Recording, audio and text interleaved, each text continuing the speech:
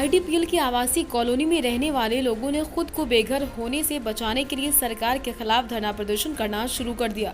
लगातार सरकार के खिलाफ नारेबाजी कर कॉलोनी के लोग प्रदर्शन कर रहे। लोगों की केवल एक मांग है कि उनको बेघर ना किया जाए। कई दशक बीतने के बाद अब उनकी स्थिति ऐसी नहीं कि वो इस बुढ़ापे में अपने ही कहीं आशियाने तलाश सके। लोगों का कहना एक और मोदी सरकार अलग अलग योजनाओं के तहत गरीबों को घर देने की बात कह रही, वहीं आईडीपीएल कॉलोनी में रहने वाले लोगों को सरकार क्यों उजाड़ रही।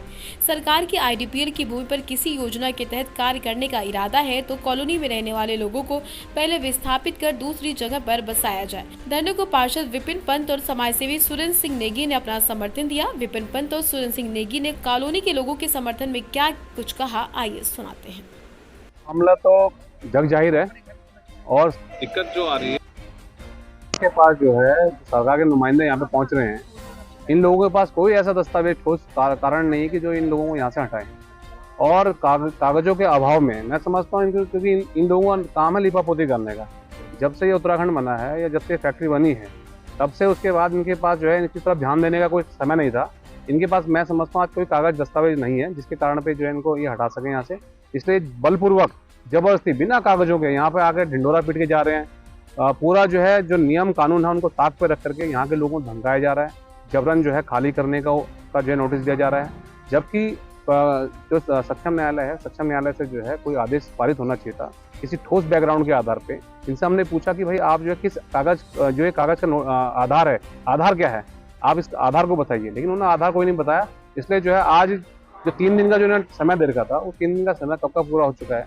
परसों इन्होंने जो है 24 घंटे का जो अल्टीमेटम दिया था वो अल्टीमेटम भी खत्म हो चुका है। तो बावजूद उसके आप कार्रवाई क्यों नहीं कर रहे हैं? क्योंकि आपके पास कोई ठोस आधार नहीं है और आप जबरदस्ती जो है यहाँ पर आकर लोगों को जबरन भगाना चाह रहे हैं, जो बिल्कुल नहीं होगा।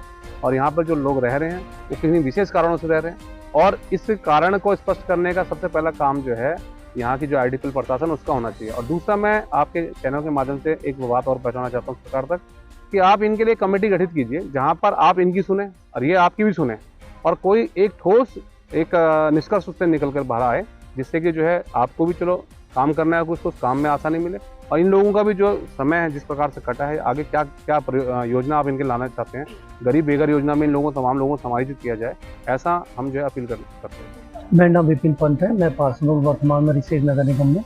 मेरा बचपन यहीं गुजरा हुआ है। और यही जो गाड़ी की बात, वो एक फर्जी गाड़ी थी। हमने नगर निगम से भी जानकारी ली और मेयर मैडम से भी जानकारी ली कि क्या आपके संज्ञान में है, तो उन्होंने इसके लिए बिल्कुल स्पष्ट मना किया कि मेरे संज्ञान में गाड़ी नहीं थी। तो इस तरह से ये यहाँ के निवासियों को दहशत का माहौल दे रहे हैं, जबकि उन्हें पता है कि ये इतने वर्षों से यहाँ रह रहे हैं, पूरे नियम अनुसार यहाँ पे रह रहे हैं।